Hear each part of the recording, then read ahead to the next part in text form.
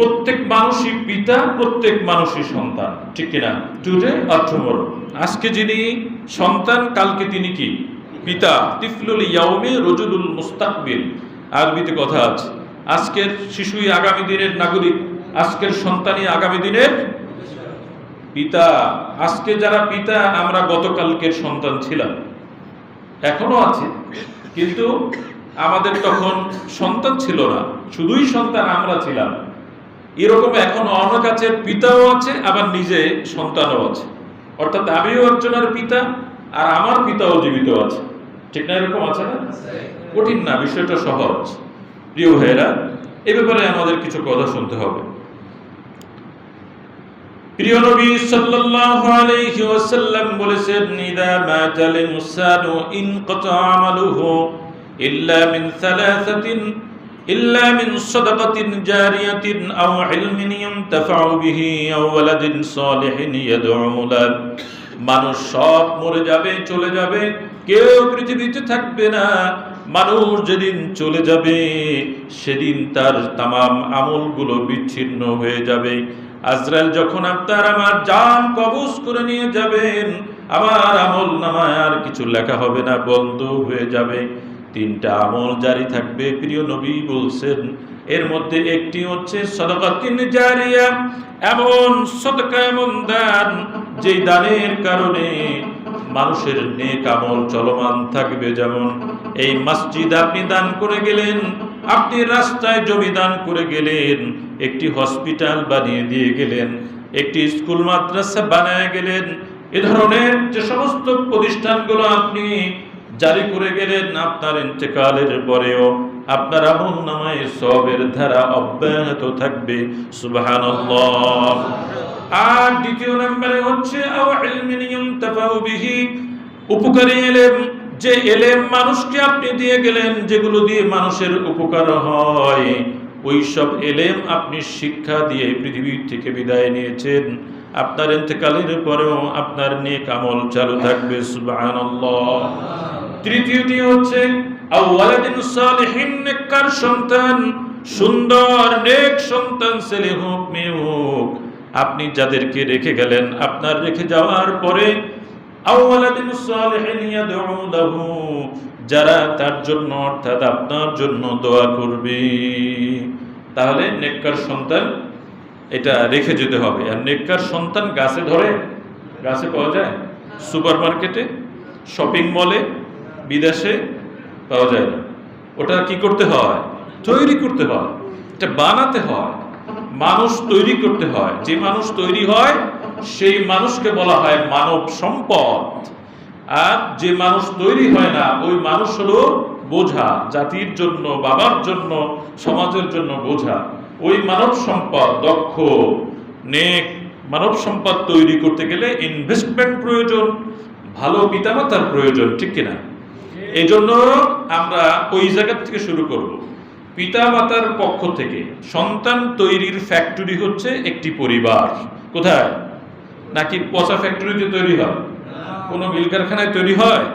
এটা পিতামাতার মহাব্বত, পিতামাতার মাধ্যমে এই পৃথিবীতে আল্লাহ তাআলা মানব গোষ্ঠীর আগমনের ব্যবস্থা করে দেন। বলুন সুবহানাল্লাহ। পিতামাতা একসাথে হবে কেমনি? বিয়ের মাধ্যমে। এটা কথা, একসাথে হবে কিভাবে? বিয়ের মাধ্যমে। এবার আসেন, ভালো করে খেয়াল করে শোনেন, যারা পিতা আছেন আর যারা এখনো বিয়ে করেন নাই, তোমরা যারা এখনো যুবক আছো, বিয়ে করো নাই, তারাও খেয়াল দিয়ে শুনবে। কারণ হচ্ছে কি, সব মানুষের জীবন আছে। আগের যারা ছোট্ট ছিল তারা এই সব বিষয় নিয়ে ভাবতো না। এখন যারা ক্লাস 6, 7, 8, 9 পড়ে তারাও বোঝে, তারাও বিষয়গুলো নিয়ে ভাবে। আগের মানুষ যারা, আমরাও যখন পড়ালেখা করছি তখন একেবারে উপর ক্লাসে পড়লাম যখন, তখনও মনে হয় নাই যে আমাদের কি কাজ করা দরকার, কিভাবে কি করব, এই নিয়ে টেনশন ছিল না, ছিল ওই পুস্তক নিয়ে। আর এখনকার আমাদের ছাত্র যারা দেখি এই জেএসসি জেডিসি পাস করে, তারা কি কাজ করবে, কোন কর্মে যোগদান করবে, ওই অ্যাটিটিউড, ওই দৃষ্টিভঙ্গিটা তারা এখনই গ্রো করছে, এখনই ভাবে কিভাবে বিয়ে করবে, সংসার হবে, কোন দেশে সেটেল হবে, কি হবে না হবে, এইসব প্ল্যানিং এখনকার ছেলেদের মধ্যে আছে না নাই? আছে না নাই? সুতরাং এই ছেলেরাও এখন বুঝবে। এই জন্য আমাদের একটা প্ল্যানিং থাকতে হবে। একজন পিতা খলিফা আমিরুল মুমিনিন ওমর ইবনুল খাত্তাবের কাছে আসলেন। পিতা এসে তার সন্তান সহ হাজির হলেন, এসে বললেন, ইয়া আমিরুল মুমিনিন, আমার এই সন্তানটা অবাধ্য, কথা শোনে না, আমি যা বলি ও তার উল্টোটা করে, আমার কথা শোনে না, ওর মা যা বলে তাও শোনে না, এভাবে দিন চলছে। আপনার ওর ব্যাপারে আপনার কাছে বিচার দিলাম, আপনি এর জন্য বিচারের ব্যবস্থা করুন। এখনো এরকম বিচার দেওয়া বাবা আছে না, আমাদের কাছে বলে, হুজুর মোটেই কথা শোনে না, ছেলে মেয়ে কথা শুনেই না, একটু দোয়া করেন। তো দোয়া করে দিলে যদি কথা শোনে তো দিলাম। তো এরকম মানুষ আছে না এখন? আপনার সন্তানও তো এরকম আছে, আমারটাও আছে। আর আমরা তো টিচার হিসাবে অসংখ্য অভিভাবকের কথা শুনি, কমপ্লেন, কি যে মুসিবতের মধ্যে আছে গার্ডিয়ানরা, ওই বাবা জানে আর আল্লাহ জানেন। প্রিয় ভাইরা, ওরকম একজন বাবা এসে হযরতে ওমর রাদিয়াল্লাহু আনহু তার কাছে অভিযোগ করলেন। এবার বিচার দেওয়ার পরে ছেলেও সেই সময় খুব এক্সপার্ট ছিল, অ্যাডাল্ট এনাফ হয়ে গেছে। সে বলল, ইয়া আমিরুল মুমিনিন, আমি বিচার মাথা পেতে নেব, আমার একটু কথা আছে, আমি কি বলবো, অনুমতি দিবেন? খলিফা বললেন, হ্যাঁ দেব না কেন, বলো তুমি। তিনি বললেন, সুন্দর করে খেয়াল করে শুনবেন কথাটা, এটার অনেক প্রশ্নের জবাব পেয়ে যাবেন। বললেন, আমিরুল মুমিনিন, পিতামাতার উপরে আমার তো অধিকার আছে, হক আছে, কিন্তু পিতামাতারও কি কোনো হক আমি সন্তানের উপরেও আছে কিনা? দেখছেন, জায়গা মতো হাত দিয়েছে, যে আমার উপরে আমার পিতার কোনো হক আছে কিনা। হ্যাঁ আছে তো। তাহলে সেটা কি, আমাকে একটু বলবেন মেহেরবানি করে। এবার তিনি বললেন যে পিতামাতার উপরে হক হচ্ছে এই, বিয়ের আগে টার্গেট নিতে হবে একজন যুবককে, কোথায় সে বিয়ে করবে, এমন এক কন্যাকে বিয়ে করতে হবে যেই কন্যা আল্লাহ ভীরু, যেই কন্যাকে বিয়ে করার কারণে তার বংশে যে সন্তান আসবে ওরা যেন অপমানিত না হয়। কোনো এক চোরের মেয়ে যদি নিয়ে আসা হয়, তাহলে সেই চোর ফ্যামিলির, ডাকাত ফ্যামিলির, সন্ত্রাস ফ্যামিলির নাতি হয়ে যাবে না এই সন্তান? তাহলে ওই ছেলে সামাজিকভাবে ছোট হবে কিনা সন্তান? বলছে এরকম, সে যদি কোনো খারাপ মহিলা হয়, তার পেটে যে সন্তান আসবে সে সামাজিকভাবে ছোট হয়ে যাবে এবং নেককার হবে না, এই জন্য বিয়ের আগেই টার্গেট নিতে হবে। এরকম অনেকগুলো কথা এখানে আছে।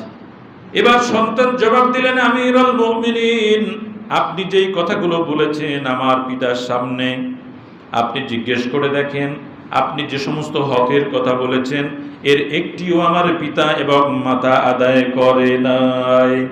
আমার পিতা একজন মাজুসী অগ্নি উপাসক মহিলাকে বিয়ে করেছে, আপনি বলেছেন কিতাব শিক্ষা দিতে, একটি হরফও আমাকে শিক্ষা দেয় নাই। এরকম প্রত্যেকটার ব্যাপারে সন্তান তুলে ধরল। ওমর ইবনুল খাত্তাব তিনি এবার রেগে গেলেন, বললেন, ধমক দিন ছেলেকে নয়, ছেলের বাবাকে বললেন, বের হও, এখান থেকে বিদায় হও, তুমি যে অভিযোগ নিয়ে আসছিলে আসলে তো তুমি অভিযুক্ত, তুমি তো উল্টো কাজ করে আসছো, তুমি আল্লাহর হুকুম মানো নাই, তুমি রাসূলের আদর্শ মানো নাই, সুতরাং সন্তান যে তোমার কথা শুনে না এটা সত্য কথা নয়, বরং তুমি খারাপ কাজ করে আসছো। তোমার খারাপ ফ্যাক্টরি দিয়ে ভালো সন্তানের জন্ম হতে পারে না। অনেক প্রশ্নের জবাব এর মধ্যে আছে। এখান থেকে বিদায় হয়ে গেল। এখন আপনার করণীয় কি? আমরা এই ফ্যাক্টরি কোন জায়গা থেকে আনবো? ফ্যাক্টরি যে চেঞ্জ করা লাগে, কয়েক খুতবা আগে বলেছিলাম না, ইব্রাহিম নবী এসেছিলেন, ইসমাইলকে বলেছিলেন যে তোমার ইসমাইল, হযরত ইসমাইল নবী আলাইহিস সালাম তার স্ত্রীকে বলেছিলেন যে তোমার স্বামী আসলে বলবে যে তোমার পিতা এসেছিলেন, তোমাকে বলে গিয়েছেন সে যেন ঘরের চৌকাঠ পাল্টিয়ে নেয়। কারণ কি? ওই ফ্যাক্টরি যেখান থেকে প্রোডাকশন হবে এটা ভালো না। কারণ নবীর স্ত্রী বলেছিল যে আমরা খুব কষ্টে আছি, আমাদের খুব অর্থনৈতিক কষ্ট আছে, এটা নবীর স্ত্রী বলতে পারবে না। ওটা শোনার পরে নবী বলে গেলেন যে এই স্ত্রী দিয়ে নবীর ঘর হয় না। পরবর্তীতে তিনি চৌকাঠ পাল্টানো মানে স্ত্রী পাল্টানো, আবার তিনি বিয়ে করলেন, আবার তিনি আসলেন, এবার সেবা যত্ন হলো, বললেন আলহামদুলিল্লাহ আমরা খুব ভালো আছি। অতঃপর এবারও নবী ইব্রাহিম আসলেন এবং বললেন যে এবার তোমার স্বামী আসলে বলবা চৌকাঠ পাল্টাতে, সে যেন চৌকাঠ না পাল্টায়। আলহামদুলিল্লাহ বলেন। তার মানে এই ফ্যাক্টরির মধ্যে কি লাগবে? ভালো ফ্যাক্টরি আমাদের বাসায় থাকা লাগবে। এবার আসেন, আপনি যখন বিয়ে করবেন, আল্লাহর নবী বলছেন এই ফ্যাক্টরি যখন আপনি তৈরি করবেন, বিয়ের উদ্যোগ নেবেন, এটা যেমন যুবক মা ভাইদের দরকার, যুবক ভাইদের পিতা যারা আছেন, দাদা যারা আছেন, নানা যারা আছেন, সবার জন্য প্রয়োজন আছে না এই কথা? পিতা হিসাবে ভুল করেছেন, সন্তানকে ভুলটা শুধরাই দেন, অসুবিধা কি? আপনি ভুল করেছেন, কষ্টে আপনার জীবন কেটেছে, আপনার সন্তানটার জন্য একটা ভালো ফ্যাক্টরির ব্যবস্থা করে দেন, তাহলেই তো হলো। এজন্য এই কথা সবার জন্য প্রযোজ্য। ভালো করে খেয়াল করে শুনেন, নবীজি বলছেন তুনকাহুল মারআ, বিয়ের ব্যাপারে, নারীদের বিয়ের ব্যাপারে লি আরবাইন, 4টা বিষয়কে তোমরা বিবেচনায় আনবে। বিয়ের ব্যাপারে কয়টা বিষয়? কয়টা বিষয়? নবীজি বললেন লি মালিহা, ওই শ্বশুরের, ওই কন্যা যাকে বিয়ে করবে তার মাল আছে কিনা এটা দেখতে পারো। ওয়ালি হাসাবিহা, ভালো বংশের কিনা এটাও দেখতে পারো। ওয়ালি জামালিহা, সুন্দরী কিনা এটাও দেখতে পারো। ওয়ালি দীনিহা, দিনদারি আছে কিনা এটাও দেখতে পারো। কয়টা বললেন? 4টা বললেন। তবে তোমরা সব থেকে গুরুত্ব দিবে দিনদারিকে, বিজাতিদ দিন, দিনওয়ালি, দিনদারিকে তোমরা গুরুত্ব দিবে। কারণ সম্পদ আজ আছে কাল নেই, ওই সম্পদ তাকে দুশ্চরিত্রবান বানিয়ে দিতে পারে, বংশ তাকে গৌরবী অহংকারী বানিয়ে দিতে পারে। সৌন্দর্য, অধিকাংশ সুন্দরী নারীদের, যারা সৌন্দর্য বিক্রি করে খায়, বিশেষ করে এই যুগে সুন্দর যারা, তাদের চারিত্রিক কোয়ালিটি, আল্লাহ মাফ করুক, আল্লাহ মাফ করুক, এই যুগের সৌন্দর্য যাদের আছে, সুন্দরী নারী যারা, তারা তাদের রূপ লাবণ্য ফেসবুক সোশ্যাল মিডিয়ার মাধ্যমে সবার কাছে সমানে বিনা টাকায় বিক্রি করে দেয়। নাউজুবিল্লাহ বলুন। সবাই কিন্তু এরকম নয়। আল্লাহ তাআলার প্রিয় বান্দীগণও আছেন যারা আল্লাহর হুকুম মেনে চলেন, কিন্তু ম্যাক্সিমাম এরকম হয়ে যাচ্ছে আমাদের কাছে। এটা হতে পারে, কিন্তু ওয়ালি দীনিহা, যদি দিনদার হয়, দিনদারের যদি টাকা থাকে, বংশ থাকে, সুন্দর থাকে, তাহলে তো সোনায় সোহাগা হয়, ঠিক কিনা? এই জন্য প্রায়োরিটি দিতে হবে কিসে? কথা বলেন, কিসে? হ্যাঁ, এখানে আবার পিতাদের আর একটা সমস্যা আছে। পিতা তার সন্তানকে বিয়ে করানোর সময় ভালো একটা কন্যা খোঁজে, একটি সুন্দর, একটি দিনদার, কোরআন তেলাওয়াত করতে পারে, ভালো এরকম। কিন্তু নিজের মেয়েটাকে যখন পড়ায়, তখন হাতা কাটা জামা, ডানা কাটা পরি বানায় নিজের মেয়েটাকে। ওইটা আবার আর এক ঘরে ভালো মেয়ে বানাবে না, কিন্তু বউ হিসাবে ভালো দরকার, আর মেয়েটাকে উচ্ছন্নে পাঠিয়ে দেওয়া হয়। এই দুটোই খারাপ কাজ, এটা ভালো না। নিজের মেয়েকেও মেয়ে বানাতে হবে, আর বউকেও মেয়ে বানাই নিয়ে আসতে হবে। প্রিয় ভাইয়েরা, আমরা গুরুত্ব দেব কোনটাকে? কথা বলেন, কোনটাকে? আরে দিনদারি পেলে পয়সা তো আপনি কামাই করে খাবেন, শ্বশুরের পয়সা দিয়ে আপনি চলবেন? এটা কেন? অনেকে আবার চুপচাপ থাকে যে না, ওটা তো এমনি পাবো। ভিতরে ভিতরে একটা মুনাফিকি হালত থাকে যে শ্বশুরের থাকলে চুরি আর টুমুর, ওই বেটা মারা গেলে তো পাবোই। এগুলো ছোট লোকই, এগুলো ভিতরে আসতে পারবে না। হ্যাঁ, সম্পদ যখন পাবো, আমার স্ত্রী পাবে, ওকে, সেটা নিয়ে আমার মাথা ব্যথা নেই। ওর জন্য আমার জিহ্বাটা বের হয়ে থাকবে না হাঙ্গরের মতো, ভিতরে থাকবে আমি যেন একটি ভালো আল্লাহ তাআলার প্রিয় বান্দি আমার ঘরে নিয়ে আসতে পারি। এটা যদি হয়, আপনি সব পাবেন, কিচ্ছু বাদ থাকবে না। আর যদি ওরকম একটি দায়ুস মহিলা নিয়ে আসতে পারেন, আপনার সম্পদ অসমান চলে মানুষকে দিয়ে এইটা সেটা কিনে নষ্ট করে ফেলবে, ঠিক মতো থাকতে পারবেন না আপনি। যাই হোক, আমরা ঘরে একটি সুন্দর এরকম একটি আল্লাহ তাআলার প্রিয় বান্দি, নেককার, চরিত্রবান মেয়ে আমরা স্ত্রী করে নিয়ে আসব। আল্লাহ কবুল করুক, বলুন আমিন। এবার আপনি নিয়ে আসলেন সন্তানের জন্য পরিবার রেডি হয়ে গেল। আল্লাহর কাছে মুতাওয়াজ্জিহ হন, দোয়া চালিয়ে দেন পিতাজি ইব্রাহিমের মতো। তিনি যেরকম দোয়া করেছিলেন, রব্বি হাবলি মিনাস সলিহিন। দোয়াটা মুখস্থ আছে? আমার সাথে বলুন, রব্বি হাবলি মিনাস সলিহিন, রব্বি হাবলি মিনাস সলিহিন। যারা বুড়ো হয়ে গেছেন, যাদের ছেলে মেয়ে শেষ, আর পিতা হতে পারবেন না, তারা তো আর এই দোয়া করবেন না, ঠিক কিনা? এরকম? আরে আপনার ছেলের ছেলে, এটাও আপনারই ছেলে।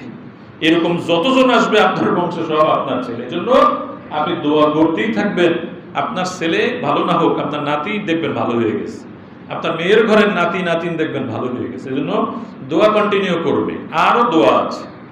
এবার স্বামীরাও দোয়া করা শুরু করে দিবা।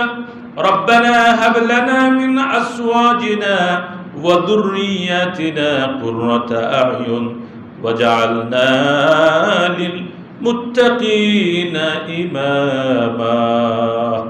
এবার দোয়া চলবে এরকম, প্রভু মোদের হাব লানা মিন আসওয়াজিনা, আপনি আমাদের জীবন সঙ্গী স্ত্রী আর স্বামী, স্ত্রী ও স্বামীর জন্য দোয়া করতে পারবে, চক্ষু শীতল হয় এমন স্ত্রী দান করুন, চক্ষু শীতল হয় ঠান্ডা হয় এমন সন্তান আপনি আমাদের দান করুন।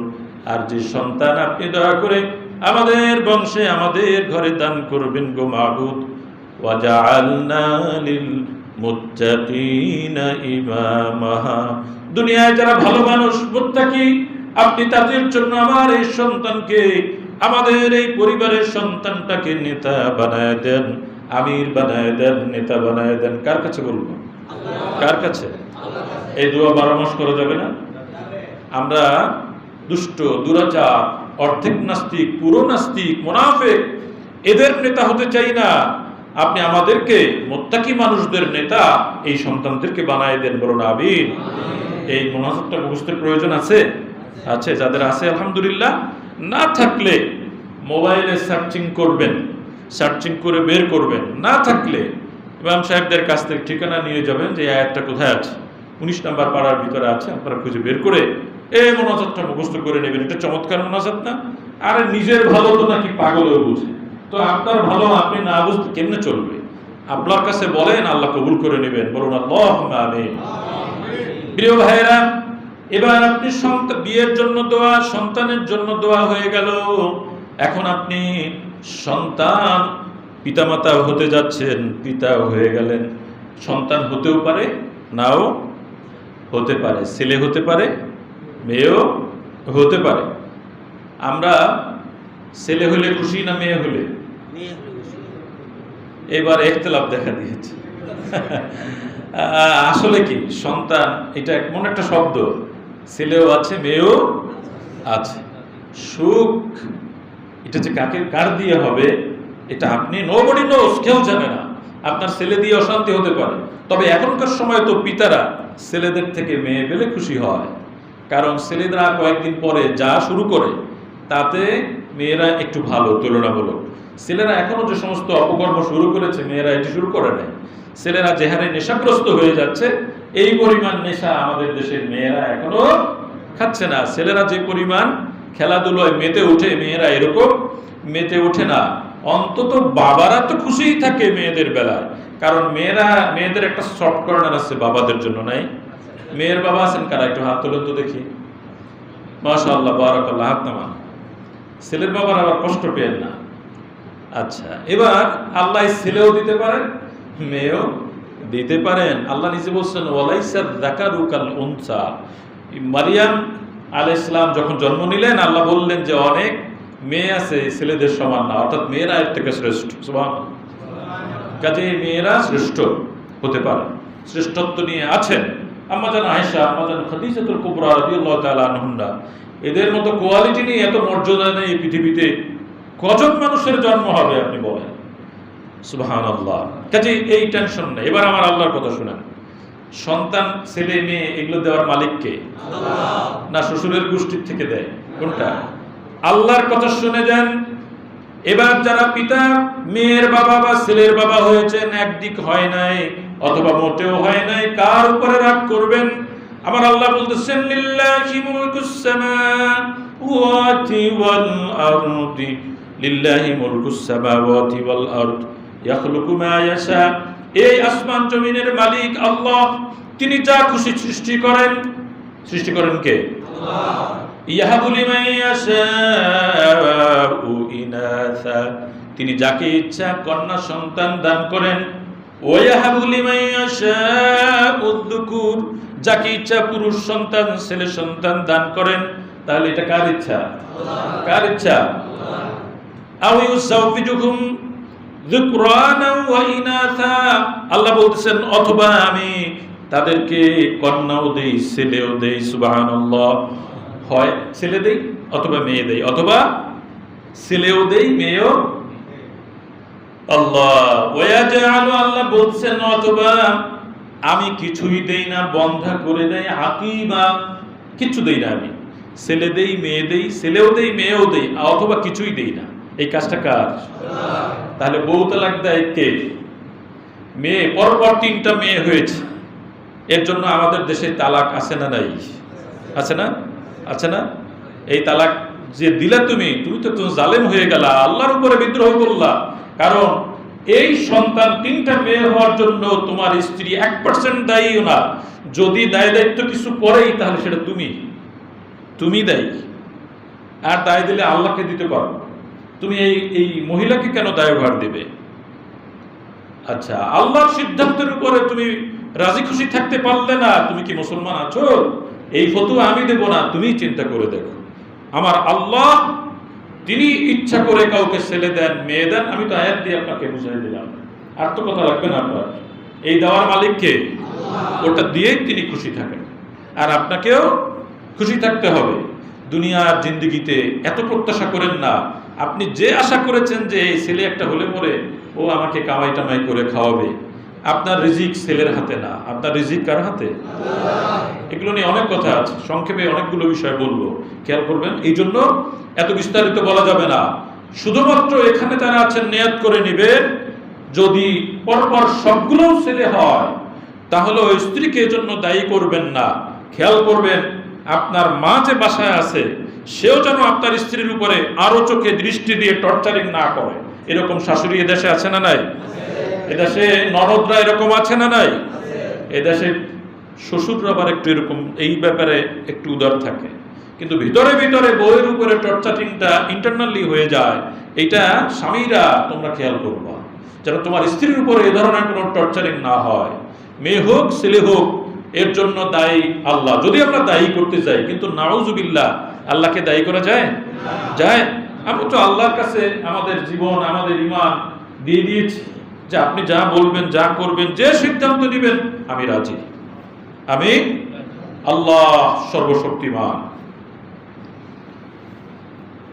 আল্লাহর উপরে একটু জিকির করে নেন, আল্লাহু আল্লাহু আল্লাহ, আল্লাহু আল্লাহু আল্লাহু আল্লাহ, আল্লাহু আল্লাহ।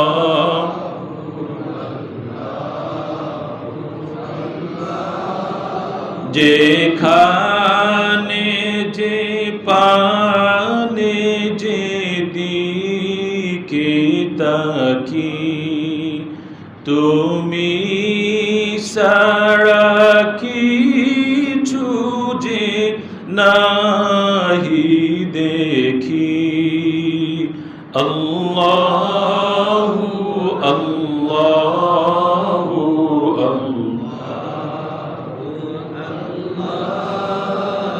আল্লাহু আল্লাহ, ইলাহা ইল্লাল্লাহ। সম্মানিত হাজিরিন, আমাদের ছেলে এবং মেয়ে আল্লাহ তাআলা আমাদেরকে দান করেছেন।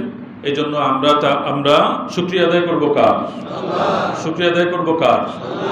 এই জন্য সারাক্ষণ সন্তানের জন্য দোয়া, আল্লাহ শুকরিয়া আদায় করবেন, তাহলে এই নিয়ামত আল্লাহ তাআলা আমাদের বাড়িয়ে দিবেন।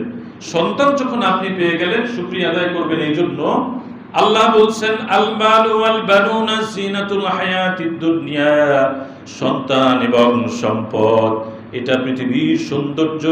সন্তান এবং সম্পদ দুনিয়ার ডেকোরেশন। সন্তান না থাকলে মানুষের সৌন্দর্য কমপ্লিট হয় না। সম্পদ না থাকলে সন্তানকে লালন পালন করা যায় না।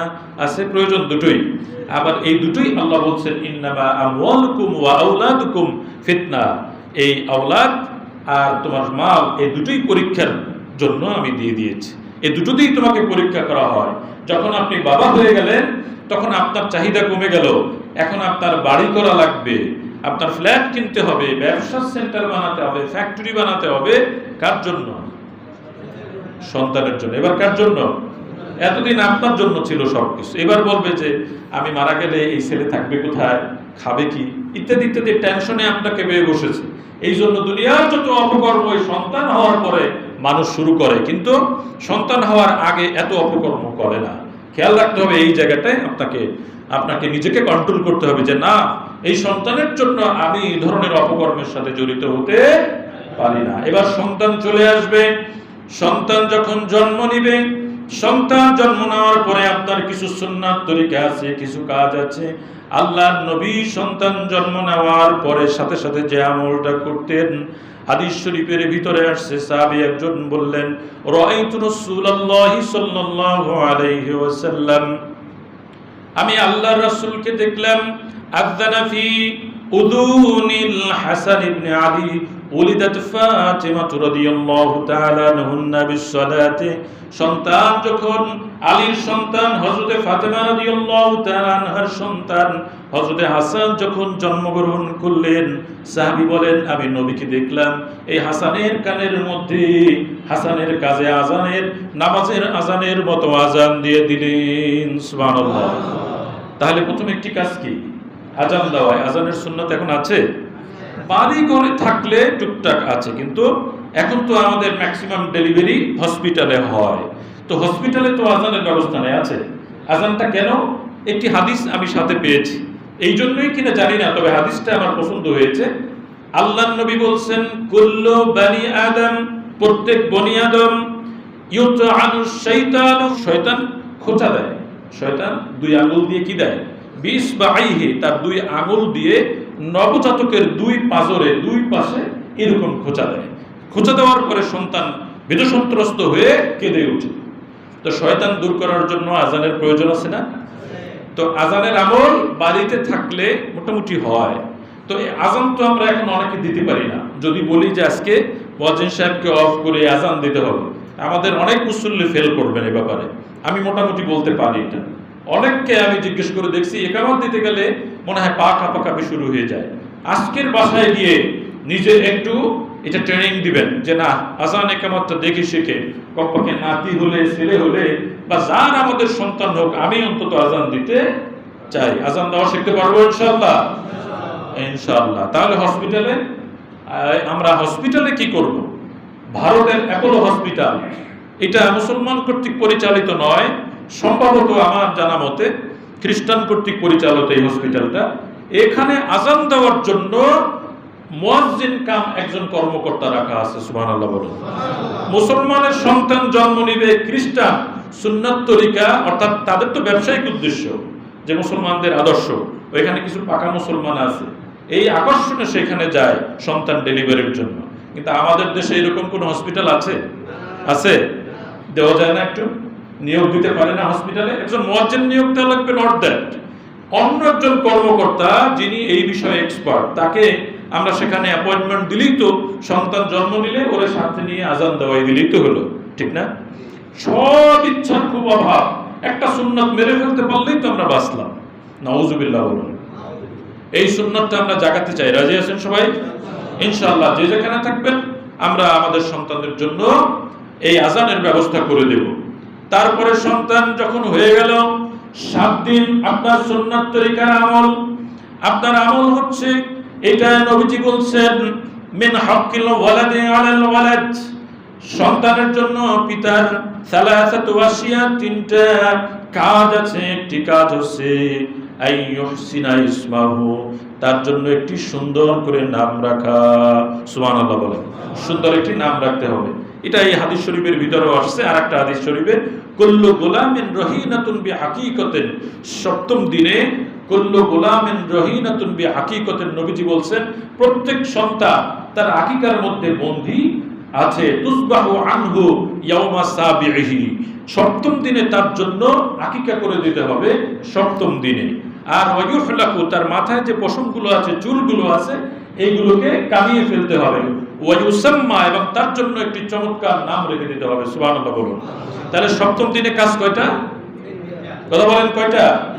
1 নাম্বার আকিকা, 2 নাম্বার মাথার চুল ফেলে দেওয়া, 3 নাম্বার সুন্দর একটি নাম রাখা। নবীজি বলছেন, ইন্না আহাব্বা আসমাকুম তোমাদের মধ্যে প্রিয় নাম আল্লাহর কাছে আব্দুল্লাহ ওয়া আব্দুর রহমান, প্রিয় নাম হচ্ছে এই দুটো। কিন্তু আমরা নাম রাখতে গিয়ে আকিকা যাও দেই, মাথার চুলও ফেলাই, নাম রাখতে গিয়ে আমরা সব এমন সব অদ্ভুত নাম রাখি যেগুলো আপনারা জানেন। আমাদের সমাজে যাদের নাম আছে, কেউ নান্টু, কেউ মিন্টু, কেউ বল্টু, কত যে নাম, এগুলোর অর্থ আপনি জানছেন জীবনেও যে আপনারা যে নান্টু আর বল্টু ডাকে, এটা কি জিনিস, এটা কি চিজ? আপনারা নান্টু বল্টু ডাকে কেন?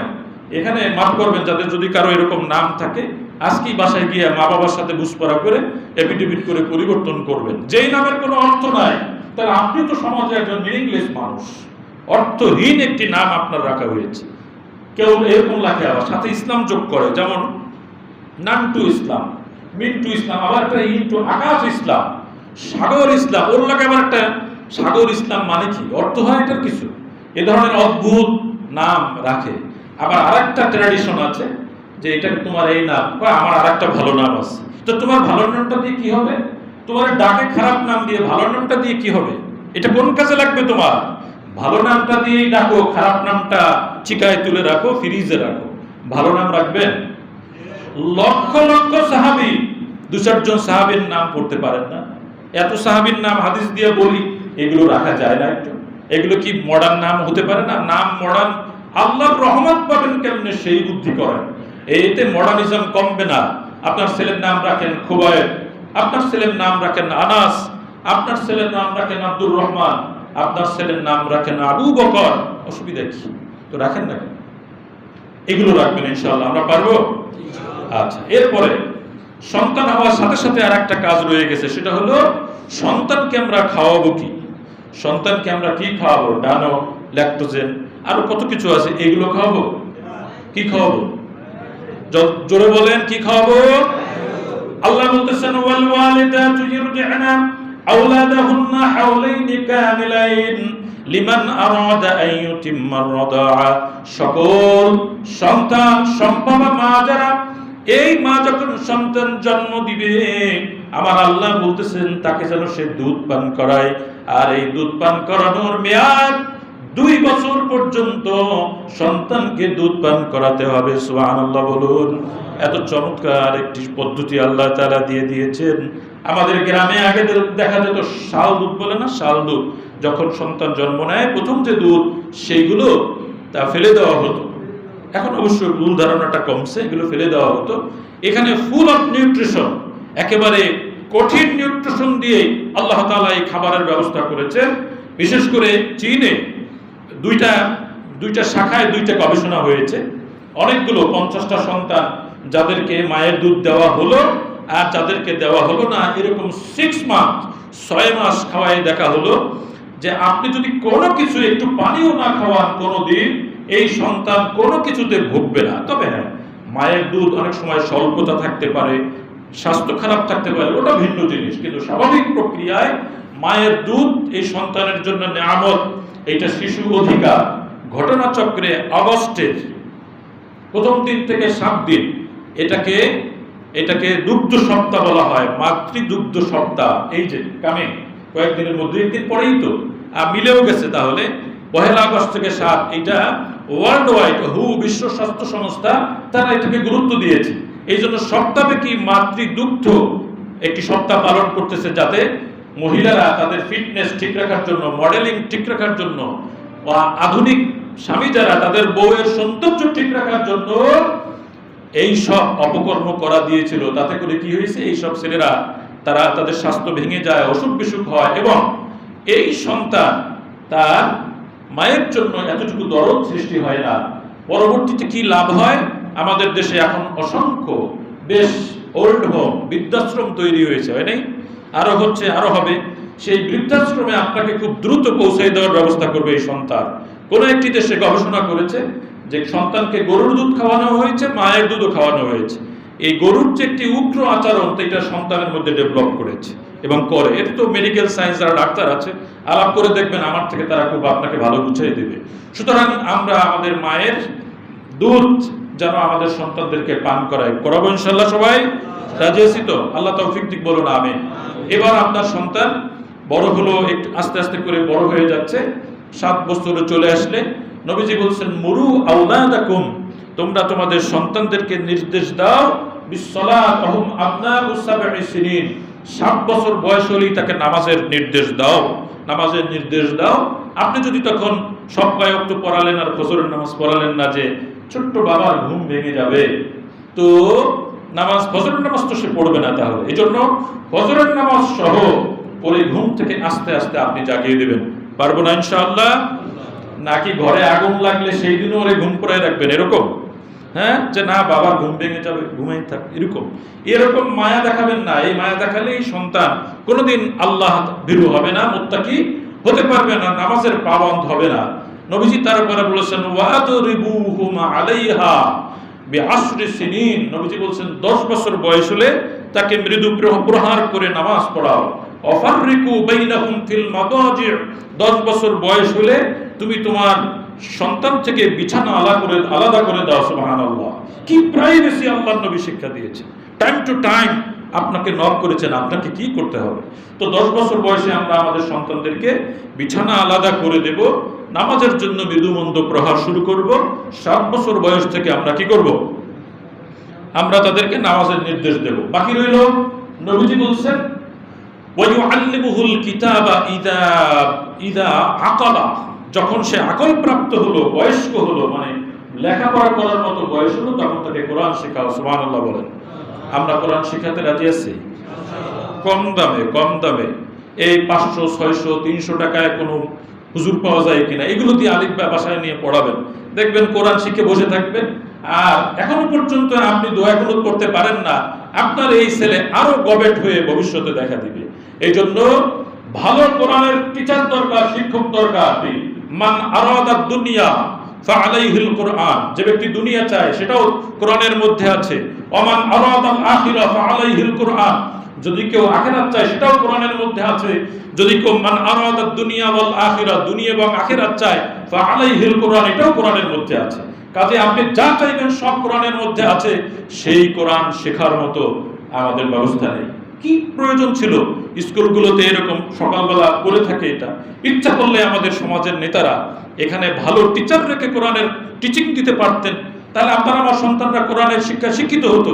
আমি বলি না যে মুক্তি বানায় ফেলান, কিন্তু কোরআনের 20-50টা সূরা তো মুখস্থ করাতে পারতেন, সূরা ইয়াসিন তো মুখস্থ করাতে পারতেন। কেন হলো না আপনার আমার? এখন আমরা একটা টিচারও পাই না, যে টিচার পাই এটা দিয়ে কোরআন শরীফ পড়া হয় না। কারণ কি? ও টিচার হচ্ছে না কেন? বলতেছে আমরা পড়াইতে গেলে টাকা দেয় 500, 700, 1000। ওই 1000 টাকা দিলে এটা দিয়ে হয় নাকি? আপনি এট দি সেম টাইম ইংরেজি টিচার, তাকে দেন 3, 4, 5,000, আর একজন কোরআন শরীফ পড়াবে তাকে দিবেন 500, 700। তো যেমন লাউ, যেমন টাকা তেমন ঝোল, ওই তো ওইরকমই হয় আর কি। যা হোক, এবার কোরআন শরীফ শিক্ষা দিবেন।